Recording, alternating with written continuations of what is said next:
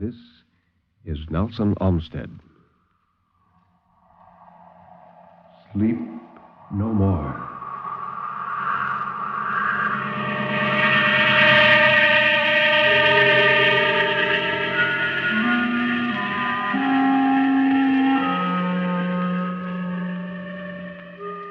Sleep no more. Turn down the lights. Sink back in your chair and don't look into the shadows. In the shadows, there may be moving things. Tonight, it may be you will sleep no more.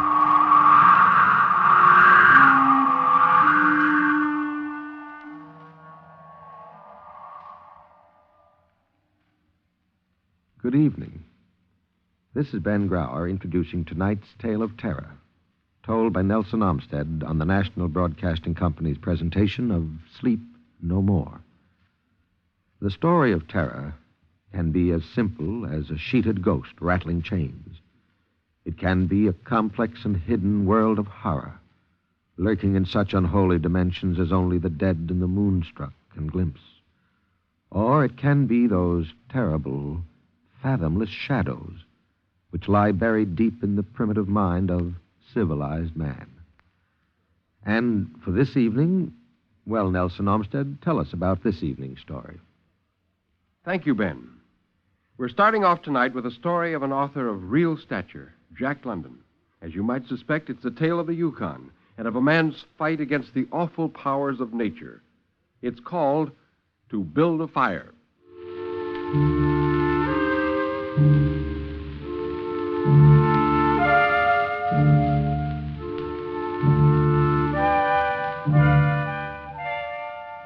Day had broken cold and gray, exceedingly cold and gray. The man turned aside from the main Yukon Trail and climbed the high earth bank, where a dim and little-traveled trail led eastward through the fat spruce timberland. It was a steep bank, and he paused for breath at the top, excusing the act to himself by looking at his watch. It was 9 o'clock. There was no hint of sun, though there wasn't a cloud in the sky. It was a clear day, and yet there seemed an intangible pall over the face of things, a subtle gloom that made the day dark. And this was due to the absence of the sun. This fact didn't worry the man. He was used to the lack of the sun. It had been days since he had seen it, and he knew that a few more days must pass before that cheerful orb, due south, would just peep above the skyline and dip immediately from view. The man flung a look back along the way he had come. The Yukon River lay a mile wide and hidden under 3 feet of ice. On top of this ice were as many feet of snow. It was all pure white, rolling in gentle undulations where the ice jams of the freeze-up had formed. All this, the absence of the sun from the sky, the tremendous cold, the strangeness and weirdness of it all, made no impression on the man. It wasn't because he was long used to it. He was a newcomer in the land, a Chichaco, and this was his first winter. The trouble with him was that he was without imagination. He was quick and alert in the things of life, but only in the things and not in the significances. 50 degrees below zero meant 80-odd degrees of frost. Such fact impressed him as being cold and uncomfortable, and that was all. 50 degrees below zero stood for a bite of frost that hurt and that must be guarded against by the use of mittens, ear flaps, warm moccasins, and thick socks. 50 degrees below zero was to him just precisely 50 degrees below zero. That there should be anything more to it than that was a thought that never entered his head. He plunged in among the big spruce trees. He was bound for the old claim in the left fork of Henderson Creek, where the boys were already. They had come over across the divide from the Indian Creek country, while he had come the roundabout way to take a look at the possibilities of getting out logs in the spring from the islands in the Yukon. He would be into camp by 6 o'clock. A bit after dark, it was true, but the boys would be there. A fire would be going, and a hot supper would be ready. The trail was faint. A foot of snow had fallen since the last sled had passed over, and he was glad he was without a sled, traveling light. He was surprised, however, at the cold. It certainly was cold, he concluded, as he rubbed his numb nose and cheekbones with his mittened hand. At the man's heels trotted a dog, a big native husky. The animal was depressed by the tremendous cold. It knew that it was no time for traveling. Its instinct told it a truer tale than was told to the man by the man's judgment. In reality, it wasn't merely colder than 50 below zero. It was colder than 60 below, then 70 below. It was 75 below zero. Since the freezing point is 32 above zero, it meant that 107 degrees of frost obtained. The man held steadily on.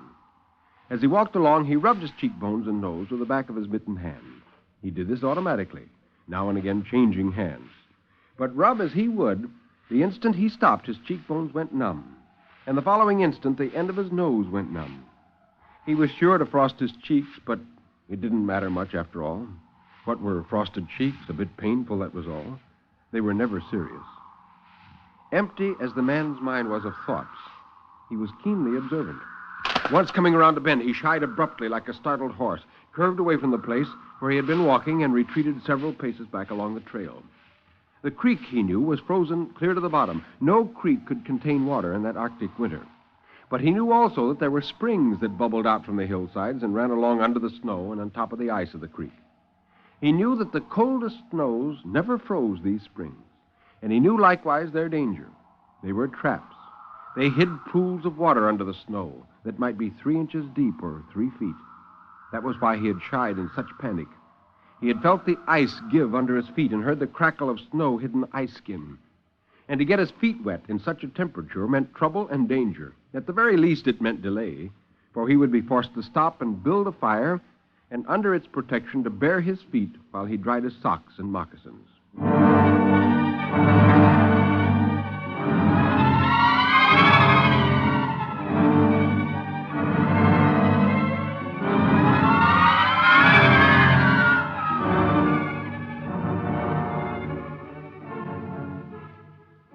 Once, when he arrived at the fork of the Henderson, he took off his mittens to unbutton his jacket and shirt to draw out his lunch.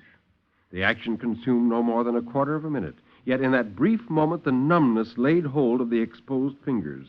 He didn't put the mitten on, but instead struck the fingers a dozen sharp smacks against the leg.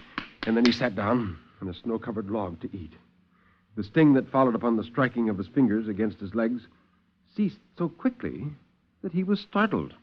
He pulled the mitten on hurriedly and stood up. He was a bit frightened. He stamped up and down until the stinging returned into the feet.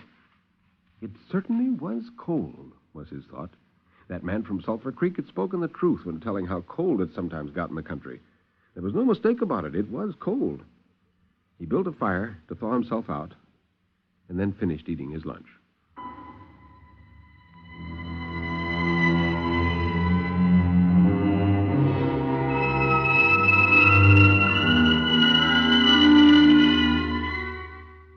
When the man was through, he pulled on his mittens, settled the ear flaps of his cap firmly about his ears, and took the creek trail up the left fork.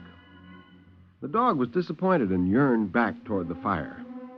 This man didn't know how cold it was. Possibly all the generations of his ancestry had been ignorant of cold, of real cold, of cold 107 degrees below freezing. But the dog knew, all its ancestry knew, and it had inherited the knowledge. There didn't seem to be so many springs in the left fork of the Henderson. For half an hour, the man saw no signs of any. And then it happened. At a place where there were no signs, where the soft, unbroken snow seemed to advertise solidity beneath, the man broke through. It wasn't deep, but he was wet halfway to the knees before he floundered out to the firm crust. He was angry and cursed his luck aloud. He had hoped to get into camp with the boys at 6 o'clock. And this would delay him an hour, for he would have to build a fire to dry out his footgear. This was imperative at that low temperature. He knew that much. And he turned aside to the bank, which he climbed.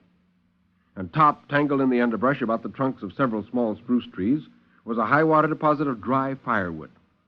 He threw down several large pieces on top of the snow. This served for a foundation and prevented the young flame from drowning itself in the snow. It otherwise would melt. The flame he got by touching a match to a small shred of birch bark that he took from his pocket. He knew there must be no failure. When it is 75 below zero, a man mustn't fail in his first attempt to build a fire. That is, if his feet are wet. If his feet are dry and he fails, he can run along the trail for half a mile and restore his circulation. But the circulation of wet and freezing feet cannot be restored by running when it's 75 below. No matter how fast he runs, the feet will freeze the harder. All this the man knew. The old-timer in Sulphur Creek had told him about it the previous fall, and had been very serious in laying down the law that no man must travel alone in the Klondike after 50 below. He smiled as he remembered. Well, here he was. He'd had the accident, he was alone, and he had saved himself. For the first fire was a success, blazing away. He started to untie his moccasins. They were coated with ice. For a moment he tugged with his numb fingers, and then, realizing the folly of it, drew his sheath knife. But before he could cut the strings, it happened. The tree under which he had built the fire carried a weight of snow on its boughs. High up in the tree, one bough capsized its load of snow. This fell on the boughs beneath, capsizing them. This process continued, and the snow descended without warning upon the man and the fire. And the fire was blotted out. The man was shocked. It was as though he had just heard his own sentence of death. For a moment he sat and stared at the spot where the fire had been built, and then he grew very calm. Perhaps the old-timer of Sulphur Creek was right. If he had had only a trail mate, he would have been in no danger now. The trail mate could have rebuilt the fire. Well, it was up to him to build the fire over again, and this second time there must be no failure. Even if he succeeded, he would most likely lose some toes. His feet must be badly frozen by now, and it would be some time before the second fire was ready. The man reached in his pocket for a second piece of birch bark. He knew the bark was there, and though he couldn't feel it with his fingers, he could hear its crisp rustling as he fumbled for it. Try as he would, he couldn't clutch hold of it. Well, the old-timer of Sulphur Creek was right, he thought in a moment of controlled despair. After 50 below, a man should travel with a partner. He beat his hands, but failed in exciting any sensation. A certain fear of death, dull and oppressive, came to him. The fear quickly became poignant as he realized that it was no longer a mere matter of freezing his fingers and toes or of losing his hands and feet. It was a matter of life and death with the chances against him. This threw him into a panic, and he turned and ran up the creek bed along the old, dim trail. He ran blindly, without intention, in fear such as he had never known in his life. His dog followed behind. The running made him feel better. He didn't shiver. Maybe if he ran on, his feet would thaw out, and anyway, if he ran far enough, he would reach camp and the boys. Without a doubt, he would lose some fingers and toes and some of his face, but the boys would take care of him. It struck him as curious that he could run at all on feet so frozen that he couldn't feel them when they struck the earth and took the weight of his body. He seemed to himself to skim along above the surface, to have no connection with the earth. His theory of running until he reached camp and the boys had one flaw in it. He lacked the endurance. Several times he stumbled, and finally he tottered, crumpled up, and fell. When he tried to rise, he failed. And as he sat, regained his breath, he noted that he was feeling quite warm and comfortable. He wasn't shivering, and it even seemed that a warm glow had come to his chest and trunk. He was losing in his battle with the frost. It was creeping into his body from all sides. When he had recovered his breath and control, he sat up and entertained in his mind the conception of meeting death with dignity. Well, he was bound to freeze anyway. He might as well take it decently. With this newfound peace of mind came the first glimmerings of drowsiness. A good idea, he thought, to sleep off to death. It was like taking an anesthetic. Freezing wasn't so bad as people thought. There were lots worse ways to die. He thought of the old-timer of Sulphur Creek, and he mumbled, "You were right, old horse. You were right." Then the man drowsed off into what seemed to him the most comfortable and satisfying sleep he'd ever known. The dog sat facing him and waited. The brief day drew to a close in a long, slow twilight. Later, the dog whined loudly. And still later, it crept close to the man and caught the scent of death. This made the animal bristle and back away. A little longer it delayed, howling under the stars that leaped and danced and shone brightly in the cold sky. Then it turned and trotted up the trail in the direction of the camp it knew, to join the other food providers and fire providers.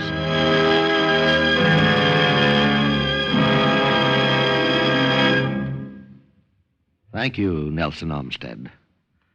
Certainly, no one could recreate the terrifying loneliness of the North as could Jack London. But what of our second story? It's about as far removed from the Yukon as you can get, Ben, since the setting is a tropical island off Guyana. But I think you'll find it no less forbidding, as you can judge from both the name of the island and the title of this story by George G. Toudouze. Both are called Three Skeleton Key.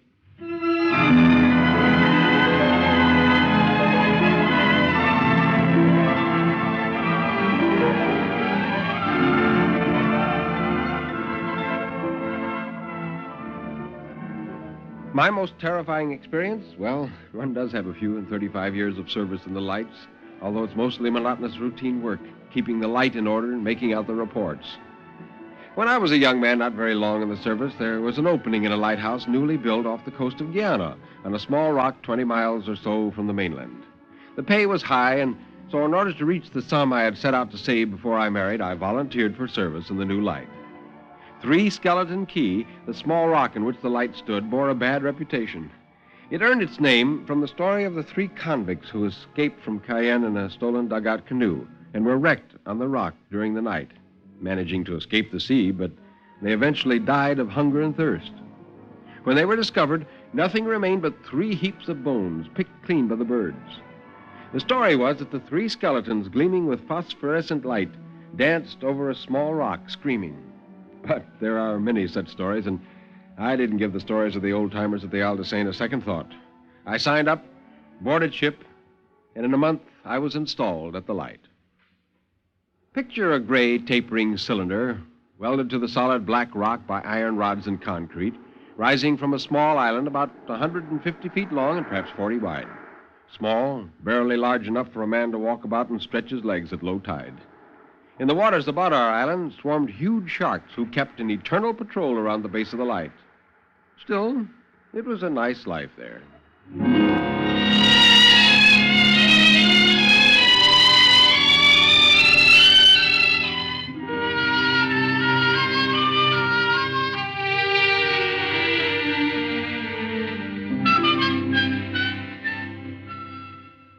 I had just returned from my leave at the end of June and had settled down the routine with my 2 fellow keepers, Legleo and the head keeper, Itzua. 8 days went by as usual, and then on the 9th night after my return, Itzua, who was on night duty, called Legleo and me, sleeping in our rooms in the middle of the tower, and we rose immediately and, climbing the 30 or so steps that led to the gallery, stood beside our chief. Itzua pointed, and following his finger, we saw a big 3-master with all sails set, heading straight for the light. A queer course, for the vessel must have seen us. Our light lit her with the glare of day each time it passed over her. She was a beautiful ship of some 4,000 tons, a fast sailer, and watching her sailing dead for us, a white wave boiling under her bows, Legleo cried out, "Well, what's wrong with her crew? Are they all drunk or insane? Can't they see us?" Nictua nodded soberly and said, "See us? No doubt, if there is a crew aboard." "Well, what do you mean, Chief? Are you saying that she's the Flying Dutchman?" "No, that's not what I mean. If I say that no one's aboard, I mean she's a derelict." And then we understood her queer behavior. Ictua was right. For some reason, believing her doomed, her crew had abandoned her. Then she had righted herself and sailed on, wandering with the wind. There was nothing we could do but watch. All this time, our glasses were riveted on her, and we suddenly cried out together, "The rats!" Now we knew why this ship in perfect condition was sailing without her crew aboard. They had been driven out by the rats. Not those poor specimens of rats you see ashore, barely reaching a foot from nose to tail. No, these were ship's rats, huge, wise creatures born in the sea, sailing all over the world on ships, transferring to other larger ships as they multiply. There's as much difference between the rats on the land and these maritime rats as between a fishing smack and an armored cruiser. Studying this ship, I turned sick, for her small lifeboats were all in place. She had not been abandoned. Over her bridge, on her deck, in the rigging, on every visible spot, the ship was a writhing mass, a starving army coming toward us aboard a vessel gone mad. Suddenly, there was a dull shock as the ship crashed and then swiftly sunk.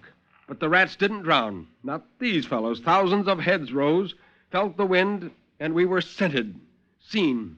To them, we were fresh meat after possible weeks of starving. Almost in one motion, every rat leaped on our island to attack the tower. We barely had time to leap back, close the door leading out of the gallery, descend the stairs, and shut every window tightly. Luckily, the door at the base of the light, which we never could have reached in time, was of bronze, set in granite, and was tightly closed.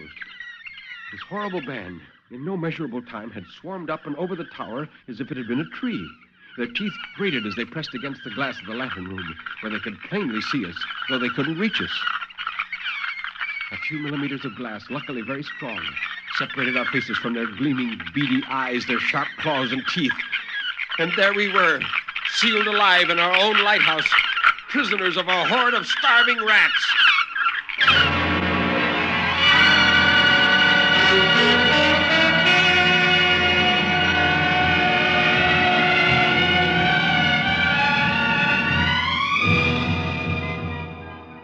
First night, the tension was so great that we couldn't sleep. Every moment, we felt that some opening had been made, some window given away, that our horrible besiegers were pouring through the breach.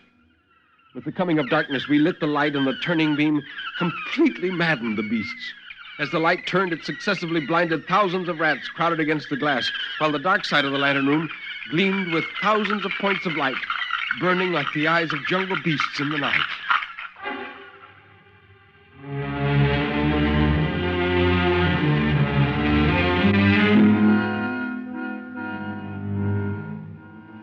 The next 6 days and 7 nights were a living nightmare. Legleo became morose and had nightmares in which he could see the 3 skeletons dancing about him, gleaming coldly, seeking to grasp him. His maniacal, raving descriptions were so vivid that Ictua and I began seeing them also. There was only one thing left to do.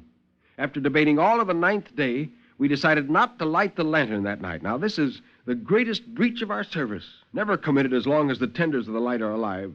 For the light is something sacred, warning ships in danger in the night. Well, that night, 3 skeleton light was dark, and all the men were alive. At the risk of causing ships to crash on our reefs, we left it unlit, for we were going mad. At 2 a.m, while Ictua was dozing in his room, the sheet of metal sealing his window gave way. The chief had just time enough to leap to his feet and cry for help, the rats swarming over him. But Legleo and I, who had been watching from the lantern room, got to him immediately, and the 3 of us battled with the horde of maddened rats which flowed through the gaping window. They bit, we struck them down with our knives, and retreated. I don't remember to this day how we ever managed to escape. All I can remember is wading through them up the stairs, striking them off as they swarmed over us, and then we found ourselves bleeding from innumerable bites, our clothes shredded, sprawled across the trapdoor on the floor of the lantern room, without food or drink. Luckily, the trapdoor was metal, set into granite with iron bolts. The rats occupied the entire tower beneath us, and on the floor of our retreat lay some 20 of their fellows who had gotten in with us before the trapdoor closed and whom we had killed with our knives. Legleo, who was in a bad state, so were we all for that matter, stared at the chief and me vacantly, stared as his gaze swung to the multitude of rats against the glass, and then suddenly he began laughing horribly. 3 skeletons! 3 skeletons are now 6 skeletons! 6 skeletons!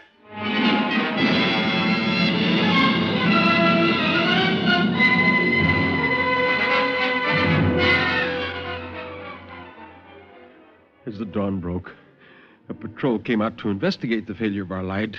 Looking through my binoculars, I could see the horrified expression on the faces of the officer and crew. But the rats had also seen the crew, and as the ship drew nearer, a solid phalanx left the light, plunged into the water, and swimming out, attempted to board her. They would have succeeded as the ship was hove to, but the engineer connected his steam to a hose and deck and scalded the head of the attacking column, which slowed them up long enough for the ship to get underway and leave the rats behind. Then the sharks took part. Bellies glistening, mouths gaping, they arrived in swarms and scooped up the rats.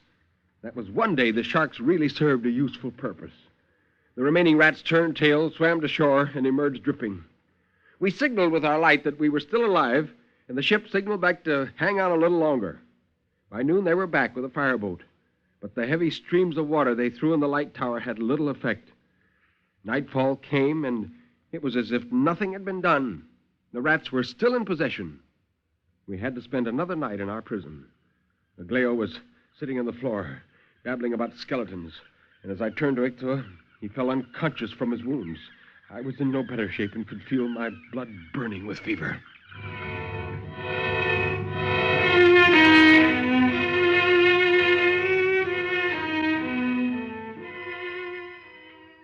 Somehow the night dragged by.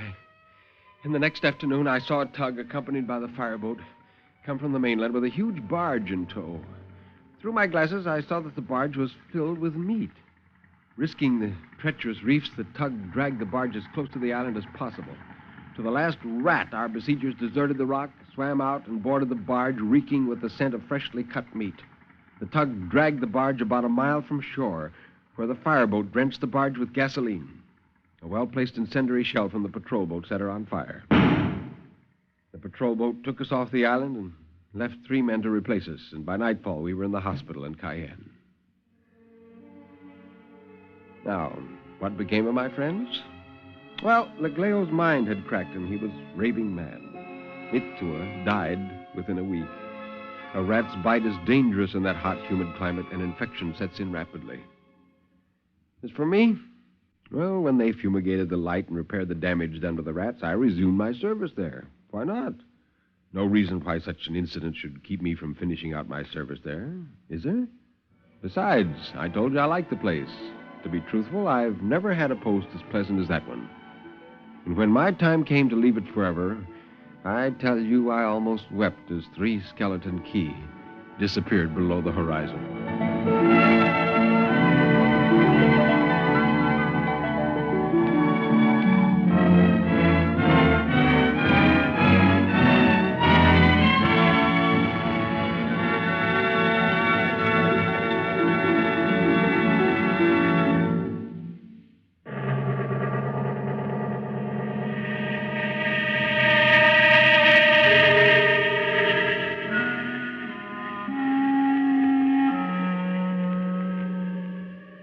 You can turn up the lights now. You can look around you. Nobody is there, really. Everything is all right, isn't it?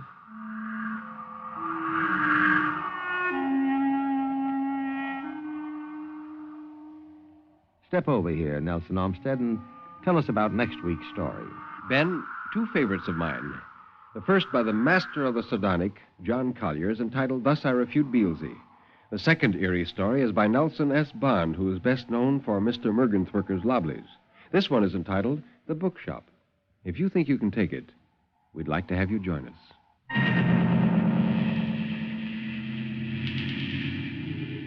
You have been listening to Sleep No More, an NBC Radio Network production directed by Daniel Sutter. Mr. Olmsted records exclusively for Vanguard Records. Until next week, when Nelson Olmsted will again be here in person, this is Ben Grauer bidding you good night.